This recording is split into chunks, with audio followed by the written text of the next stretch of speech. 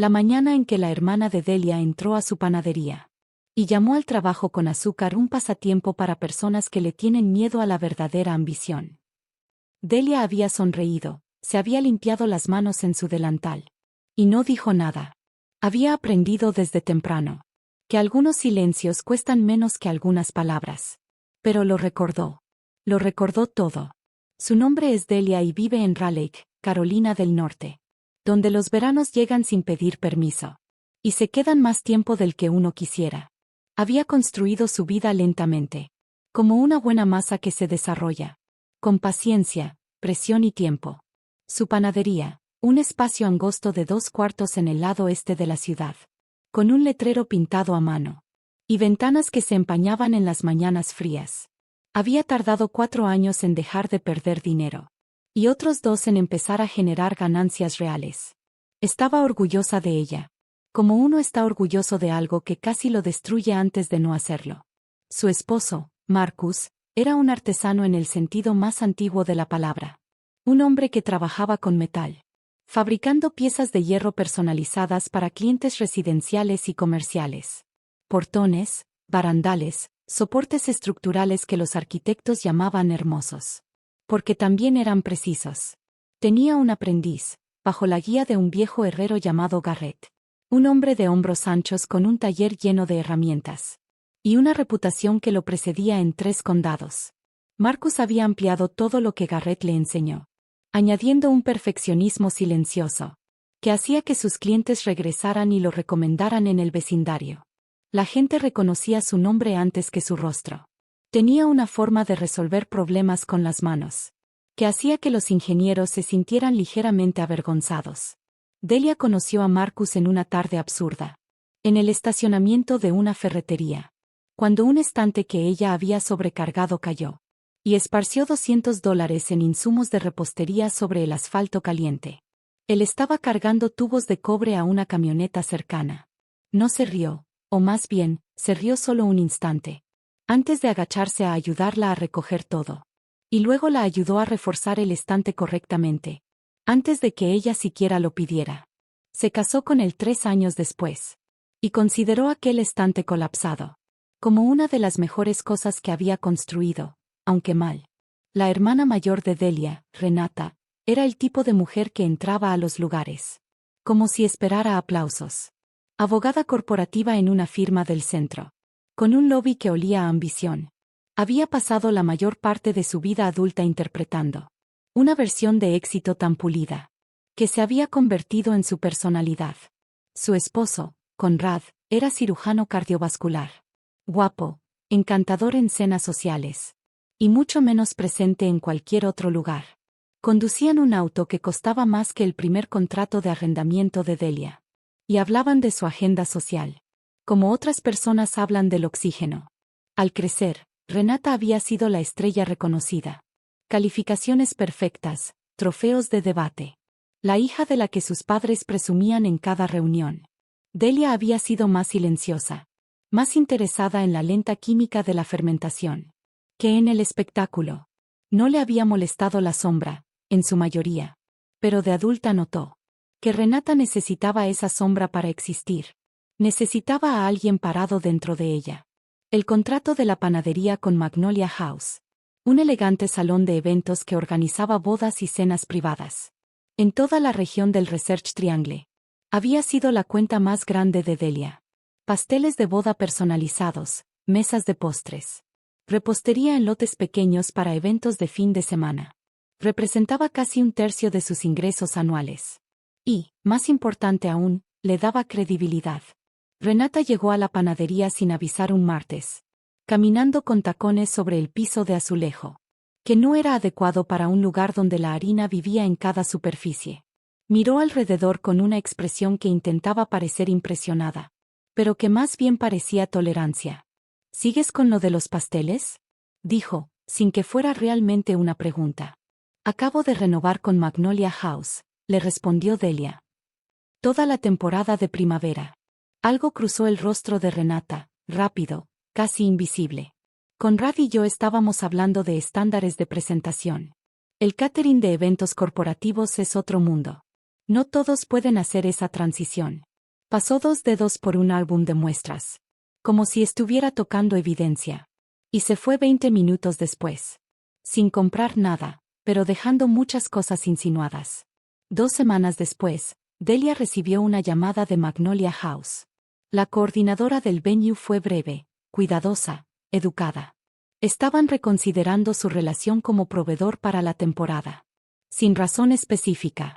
Delia había aprendido en 4 años de negocio pequeño.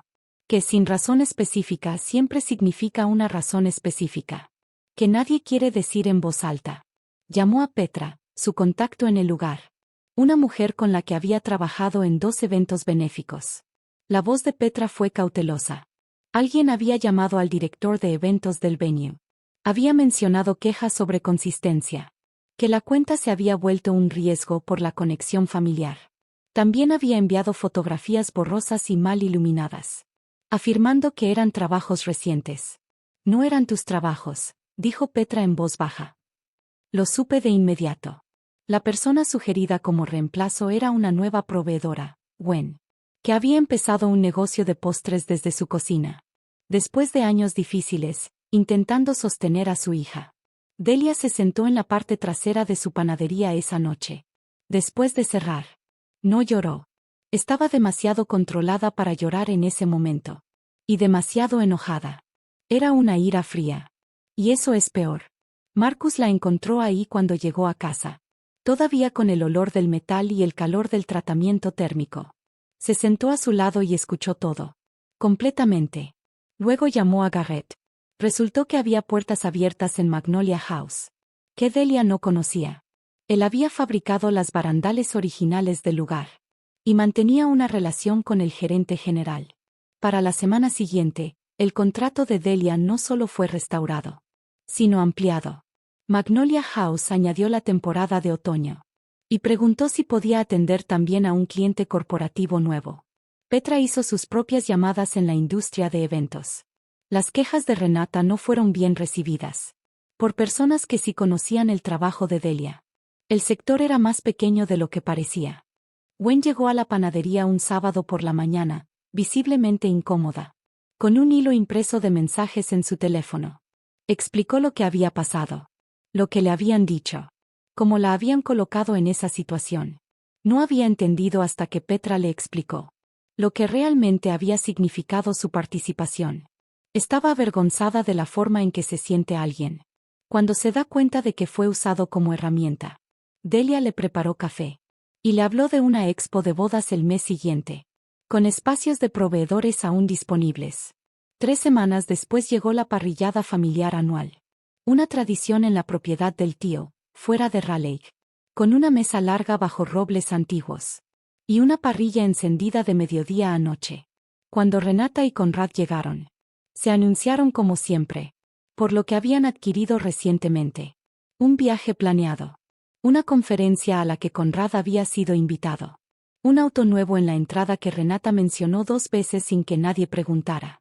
Su prima, intentando cambiar el tema hacia algo más ligero. Preguntó a Marcus sobre un proyecto reciente. Antes de que Marcus pudiera responder. Renata cortó la conversación como si no importara. ¿Sigues haciendo herrería? Dijo, sin crueldad, pero tampoco sin ella. Conrad conoce gente en administración hospitalaria. Podría haber algo más estructurado si quisieras cambiar. La mesa se quedó en silencio. Marcus dejó el tenedor con calma. Como un hombre que ya decidió lo que va a hacer y lo que no. Lo aprecio, dijo con voz firme, pero, construí un soporte la semana pasada.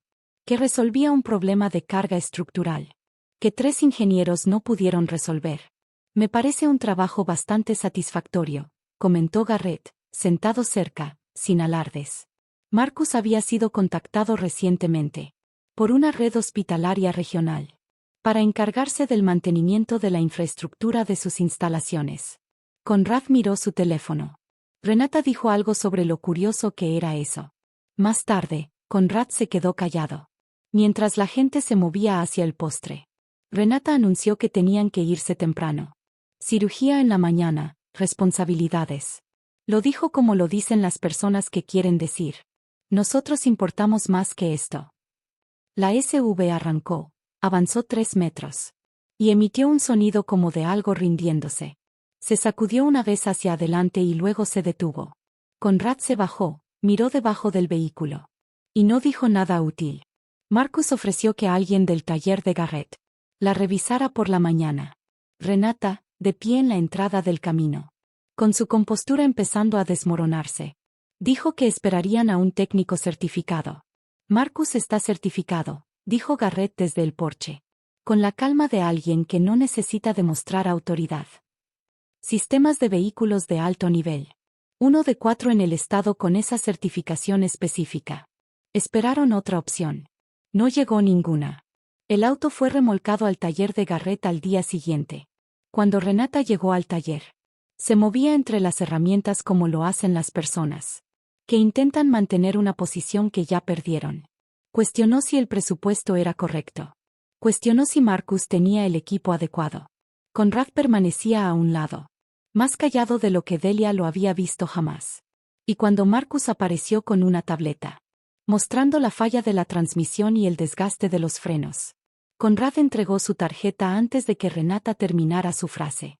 Fue en ese taller, bajo la luz plana de una mañana de semana, donde salió lo otro. La conferencia de Chicago.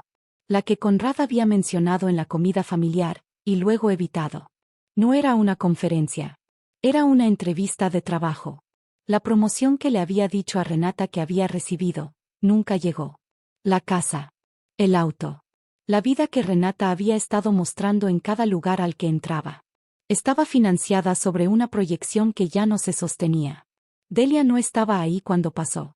Gwen estaba esperando una rotación de llantas. Y se lo contó después sin disfrute.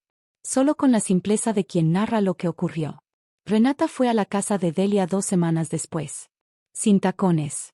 Con una chamarra sencilla. Se sentó en el sofá como una persona que acaba de reaprender cómo funcionan las sillas. Dijo que Delia debía estar contenta. Dijo que Conrad había sugerido vender la casa. Dijo que las mujeres de su círculo social ya no le respondían los mensajes. Yo no hice nada de eso, le dijo Delia, manteniendo la voz firme. Renata miró su anillo de bodas un momento. Mencionó que Conrad le había mostrado la factura del taller de Garrett. Mucho menor de lo que habría cobrado una agencia. Dijo que Marcus había hecho un buen trabajo.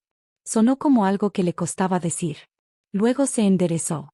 El hospital necesita un proveedor de postres para la gala. Les dije que quizá conocía a alguien. Tengo la agenda llena todo el otoño, respondió Delia. Pero Gwen tiene disponibilidad. Hace un trabajo excelente.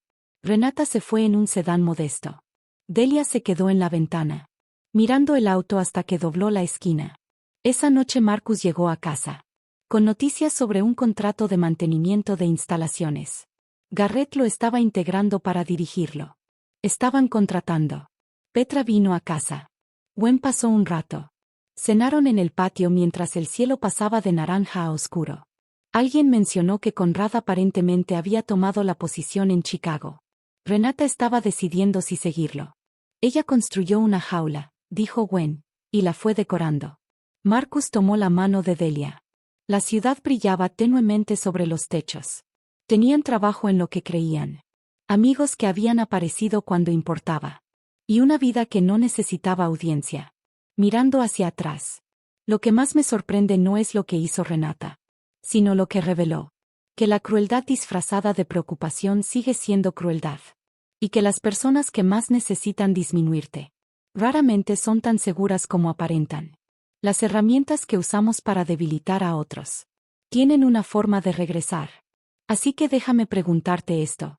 Si la persona más comprometida con encoger tu vida, de pronto necesitara la tuya para mantener la suya intacta, ¿qué harías?